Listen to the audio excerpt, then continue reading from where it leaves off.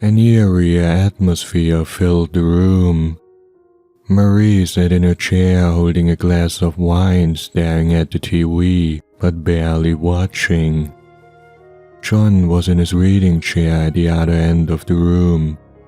The book wasn't bad, but wasn't good either.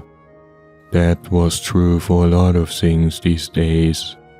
That's just life, he thought, turning the page. "How's the book?" Marie asked, slurring the last word. He looked up, saw her tired eyes and rosy face. He knew it wasn't her first class for the night, and it wouldn't be the last. "Not bad," he answered, focusing on his book again. "Ah, well," she mumbled. For a while, all he heard were the voices on TV. When Marie spoke again, there was an edge to her voice, and he noticed the slight shaking. "How long do you think this will continue? How long?" "Why don't you just watch your show and drink your wine, Marie?" Nothing we can do about it, can we?"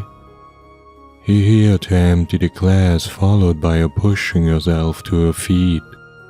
She tottered through the room on her way to the kitchen for yet another refill. When she returned, she came to a stop in front of him. He put down the book and looked up at her.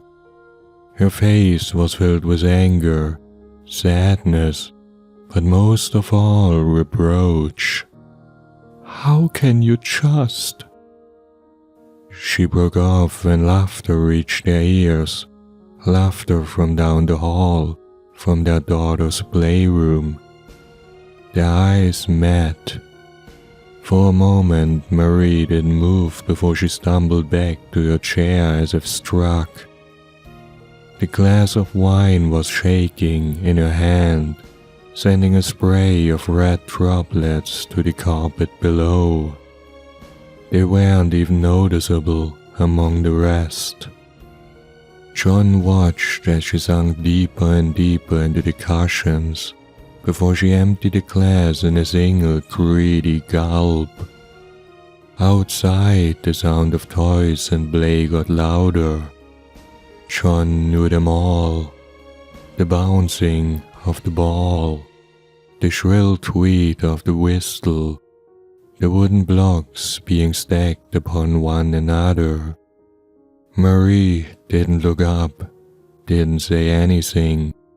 Instead, her hand clutched onto the empty glass, and John could already see it bursting.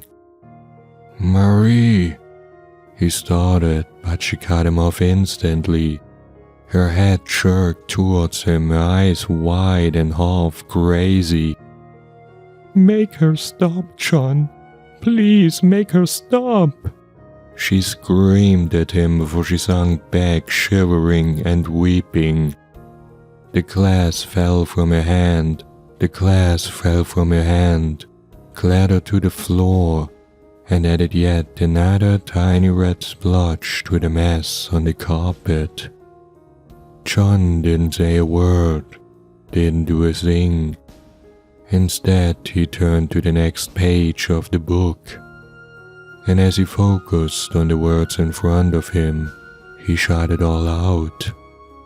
The sound of the TV, his wife's pleas and cries, and the giggling from down the hall, for their daughter had died 2 years ago.